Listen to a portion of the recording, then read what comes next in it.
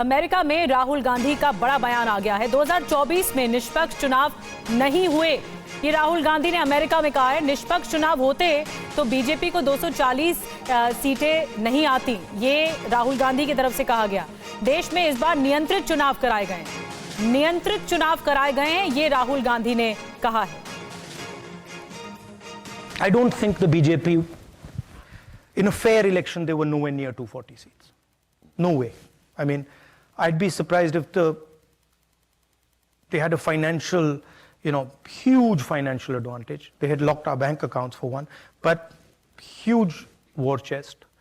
The election commission was doing what they wanted. I mean, the entire campaign was structured so Mr. Modi could, do his thing across the country. States where they were weak were designed differently than states where they were strong. So I don't view it as a free election at all. I view it as a rather controlled election. Something has definitely changed after the election results.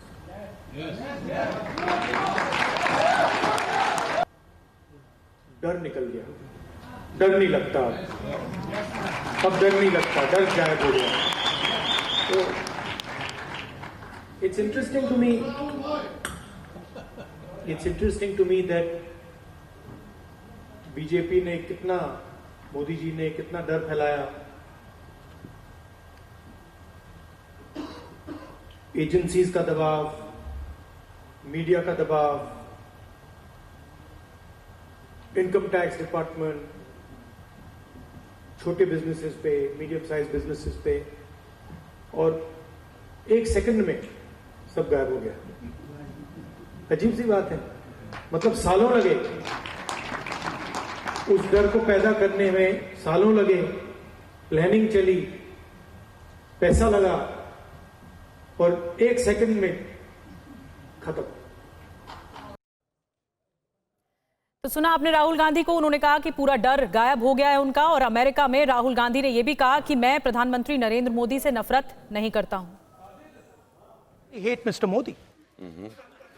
I don't. Like, I get up in the morning and okay, he's got a point of view, fine. I don't agree with his point of view, but I don't hate him.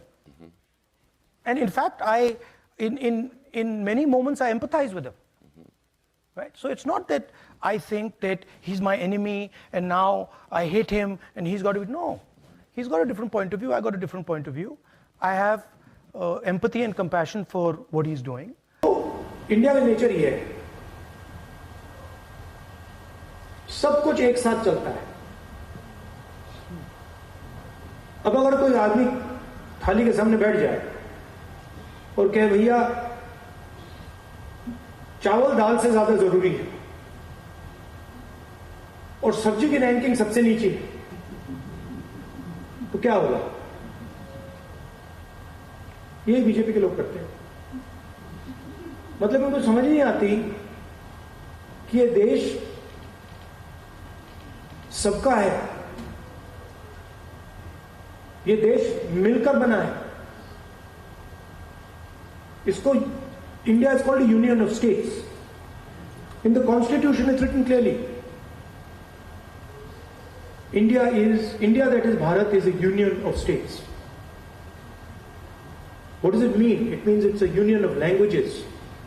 It's a union of traditions. Union of histories.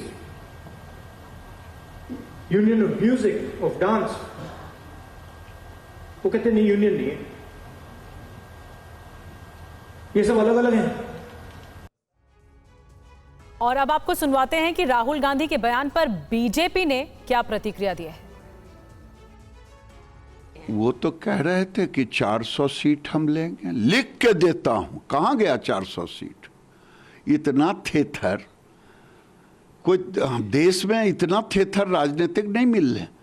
जो तीसरी बार चुनाव में 99 नहीं पार कर पाए, 400 लिख रहे थे हमारी सरकार बनेगी, 300 आना तय है, 300 आना लिख देता हूं, कहां गया? इसलिए इस थेथरोलॉजी का जवाब नहीं हो सकता। इसलिए इनके जब प्रश्नों का जवाब देना बिलो द बेल्ट अपने आप को ले जाना है। ये ऐसे नेता हैं जो कुंठाग्रस्त हैं, लगातार तीसरी बार पराजय के कारण उनके मन में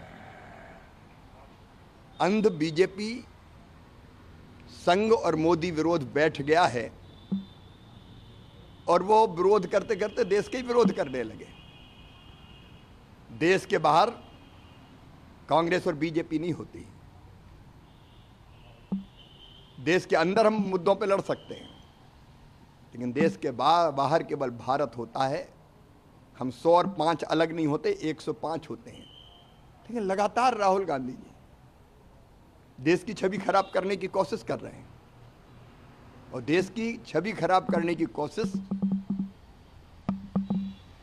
देशद्रोह जैसी सीमा में ही आता है।